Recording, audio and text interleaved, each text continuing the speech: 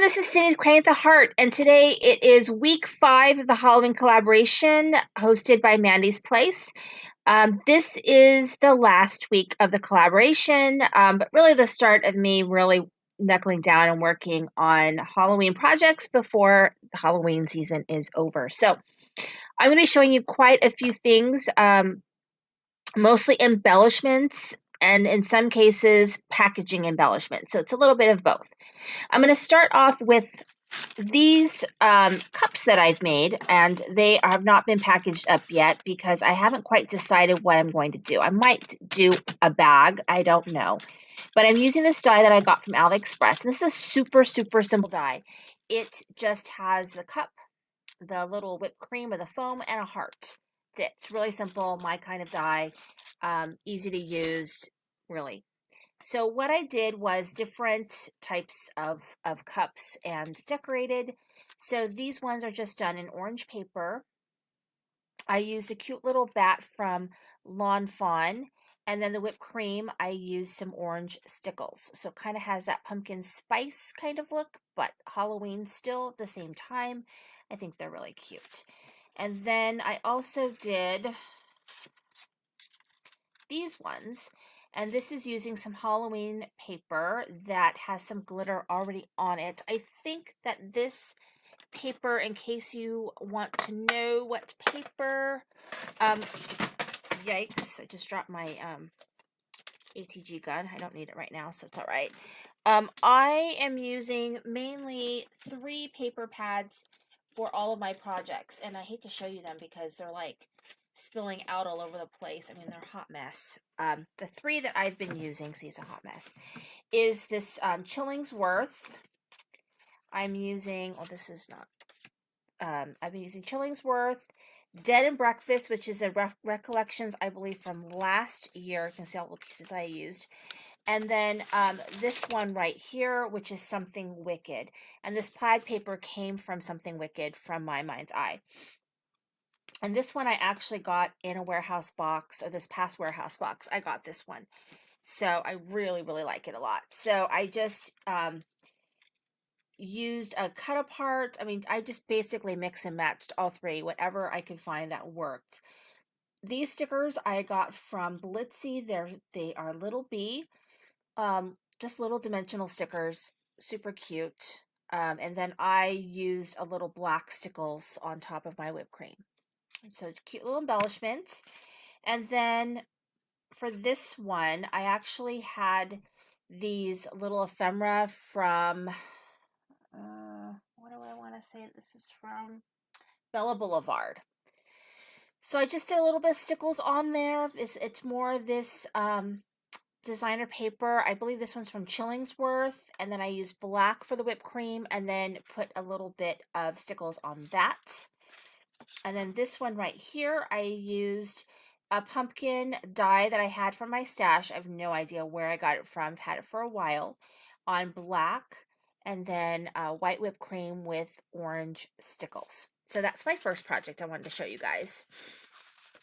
The next thing I want to show you is making little treat bags. Okay, so this is the bag that I made using the glassine bags from We Are Memory Keepers that most of us hauled from Tuesday morning. So this right here, I think a lot of us hauled this Oh Goody Halloween for $4.99, which was really a nice surprise. So they're really nice bags. They are like, have like a, I don't know, like a shiny stuff inside, so you could put food in it. So I believe that they're food safe. So I do not have the Goody bag tool. It is one of the We Are Memory Keepers tools I do not have. But you can easily make these bags not only without a tool, but because the paper is so light, you don't even need to really score it. I mean, you can kind of just play with the sizes pretty easily. So for this particular one, I'm going to show you how to make this bag. This rosette, I'm not going to show you how to make, but there is somebody on Instagram who sells these. Like, you can buy them all different colors or whatever. I bought various colors of crepe paper, also black. is rolling around somewhere, from AliExpress, just to see if I can make my own. They are super, super simple to make. I mean, literally, it's just folding paper like a fan all the way around, and then you just staple it. I mean, it's like probably the easiest thing that you could make. It definitely saves time to have them ready to go. So I had made a bunch of orange and a bunch of black, and I'm actually down to like my last two, this one and then the one that hopefully, I only have like a couple left of the ones that I made, but I don't know that I would spend money on making these because they're really inexpensive to make. But anyway, in here I have these. So I have these little die cuts from Happy Mail from last year. And I was looking for something, and I emptied out a bin and found all this stuff that I had that was Halloween, that was kind of already made. So all I did was take these die cuts and hot glue them to popsicle sticks. And you have these cute little, I don't know what they are. They're like wands. You could stick them in a bag. You could put them on a package. You could do a lot of things with them. I just think they're really, really cute. So that's all I did, was just put them on sticks, and then they go in this little bag.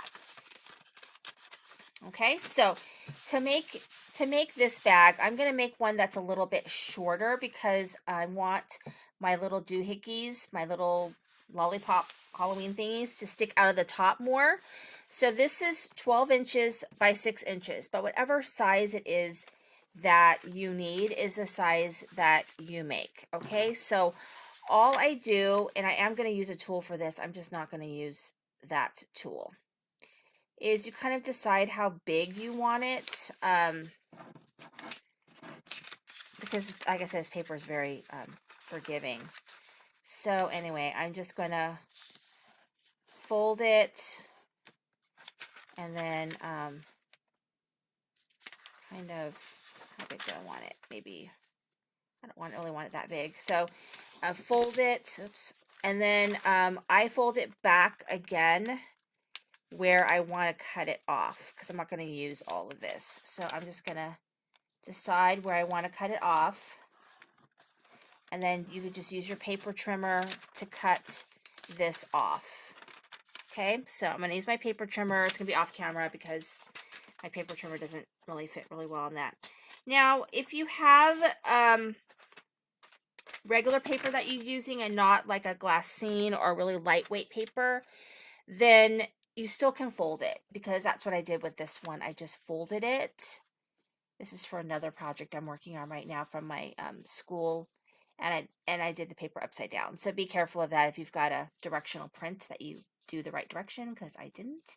And I put little bookmarks in here, so that's for another project. But I just folded it also. It did not need anything crazy. So you have a couple options on how you want to use, what you want to use to seal it. You can use ATG, whatever. But I'm going to use a tool. I'm going to use the bag punch tool. Now, if you don't have this tool, all that you would do is measure up about an inch, and go ahead and make a score line at an inch, and then cut an angled cut about an inch up.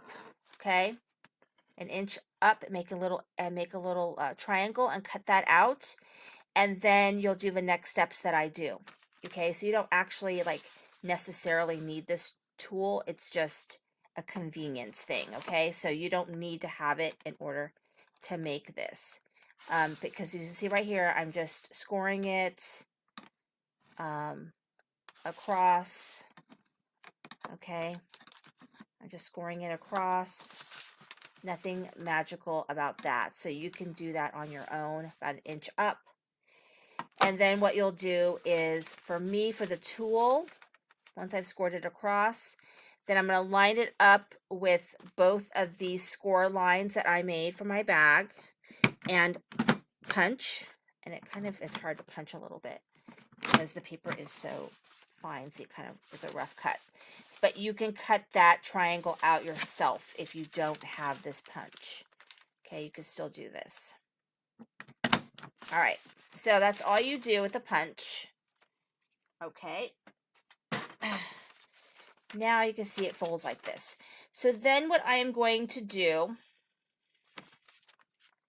is I'm going to cut this and this off. And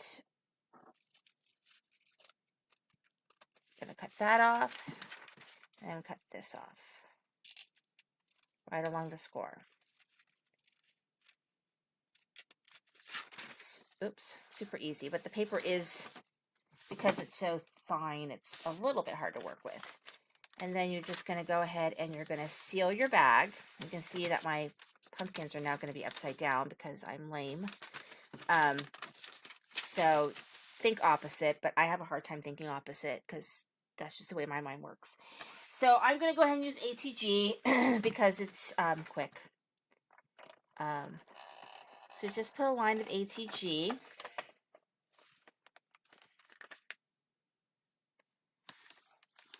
I'm going to have upside down pumpkins, but it is a Halloween bag, so who cares? And then this part's going to fold up.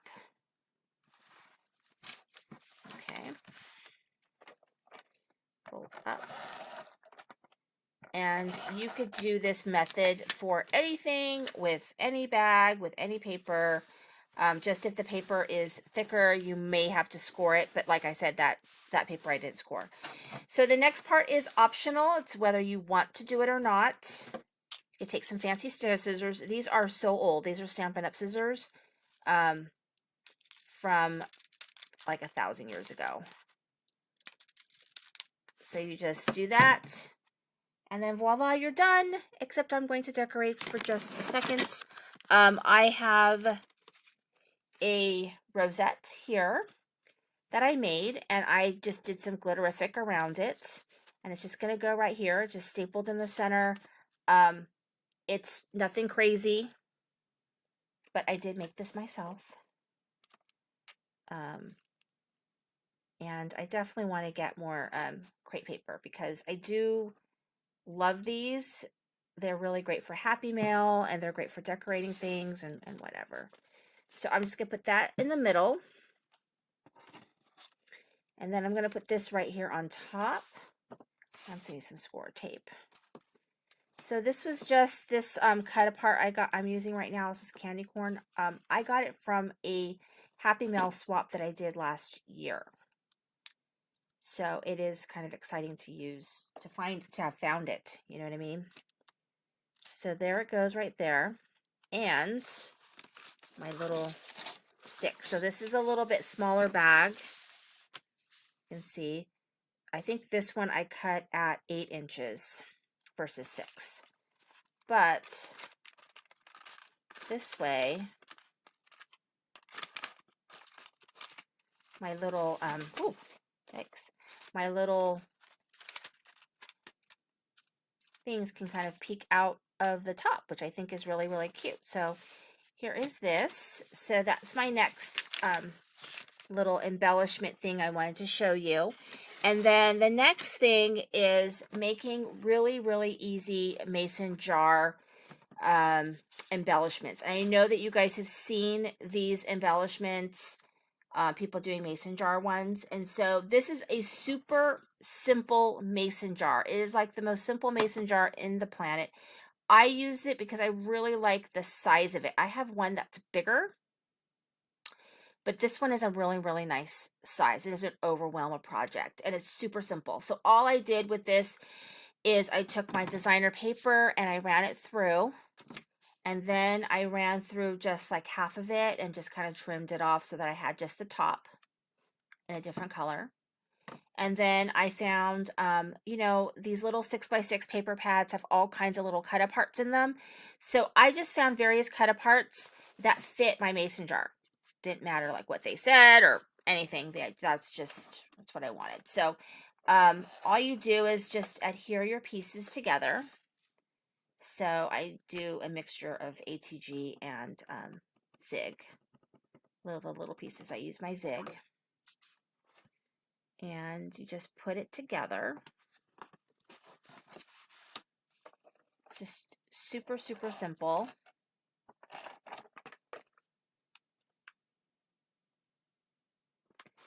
And then you take some twine